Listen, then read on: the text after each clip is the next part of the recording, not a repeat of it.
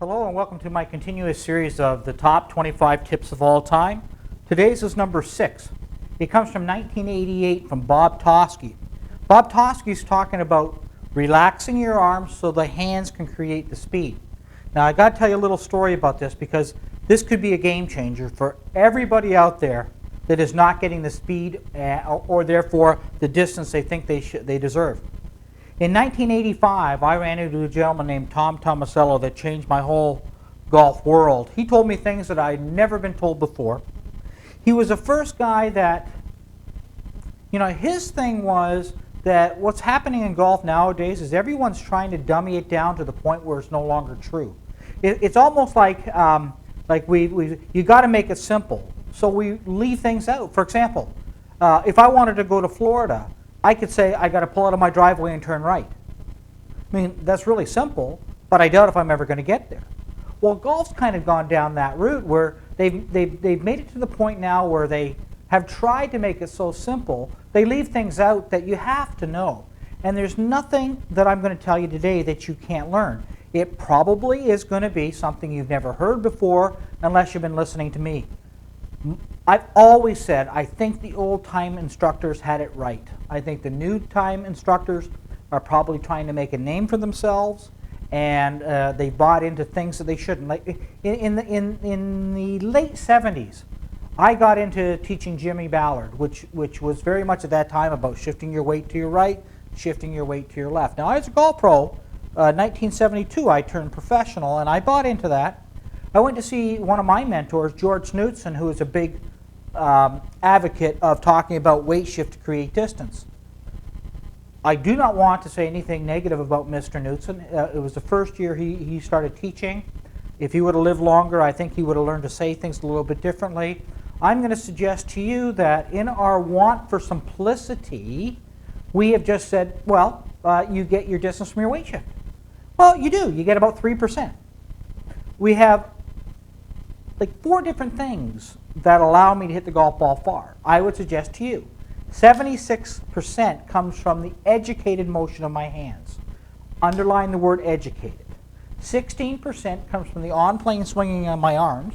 And on-plane means that the reason I can get up to 16%, because if I swing my arms on a path that they desire, I can max them out. If I swing them on a line that is wrong, I lose to whatever degree of a mistake I make. The arms fall down. You don't try to pull them down, they fall down. The harder you try to pull them, the slower you're actually going. Okay, but that's not this lesson.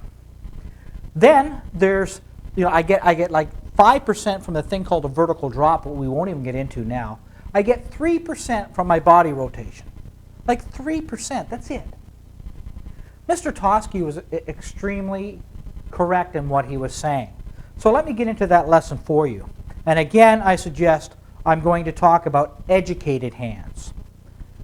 I can remember when I came back in 1985 from Tom Tomasello, opening up the book, The Golf Machine, Chapter 4, What the Hands Do. It kind of blew my mind.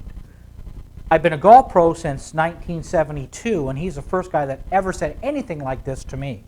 Changed my whole world. He talked about what the correct use of the hands is. I'm going to show that to you. First off, what you're trying to do, and you're hearing more and more about it all the time now. If you know what you're listening for, you'll hear it today. If you don't, it'll just keep going right over your head for 5 more years, and then you'll be 5 years behind everybody else that's starting to get good. We're all wanting to retain our lag pressure through the golf ball, meaning that the address position is one thing. Impact is another thing. I invented my power click way years ago because of what I'm telling you now and what Tom Tomasello told me, because I wanted something that guarantees me that I know I did it right, as opposed to having the instructor suggest I did or didn't, or having me thinking I did or didn't. I know I did if this was the correct. So I invented that way years ago to make sure that I was doing that correctly.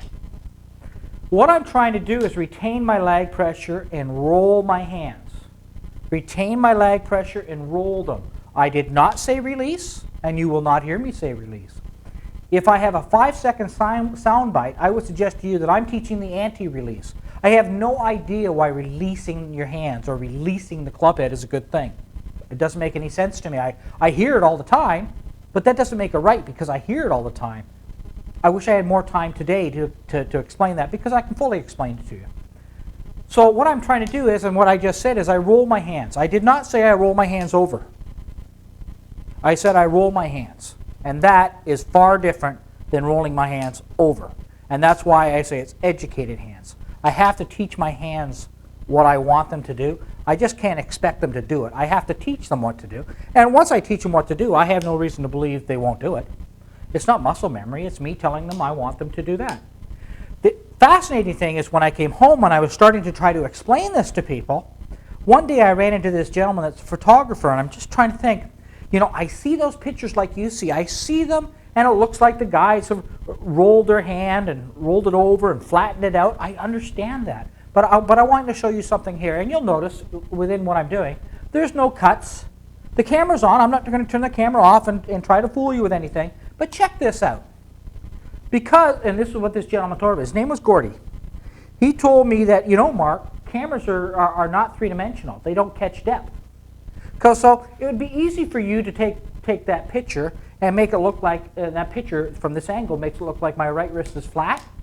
Now I'm going to move towards you, and I swear to you I'm not going to change. You can see there I am far from flat. That wrist is bent. So when I go through the golf ball, I'm going that way.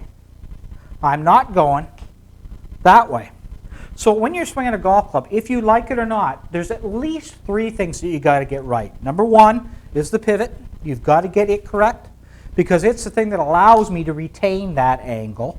Number 2 is you've got to get your arm swinging on the right line, which we've done in other videos, swinging on the right line, on plane. And number 3 is you have to educate your hands. So to Mr. Toski, totally right on. This is the lesson that if somebody called me and said, Mark, my number 1 complaint is I'm not hitting it as far as I want to, this would be the very first thing that we do. However, again, I warn you, as I always will, if the pivot and the body action isn't working properly, if the arms aren't working properly, there's no guarantee that this is actually going to work. So you have to get the other things in order. But you can start with 1. If your biggest complaint is you're not hitting as far as you think you should, the hands produce 76% of all the possible speed that you have. You have to learn how to work them correctly.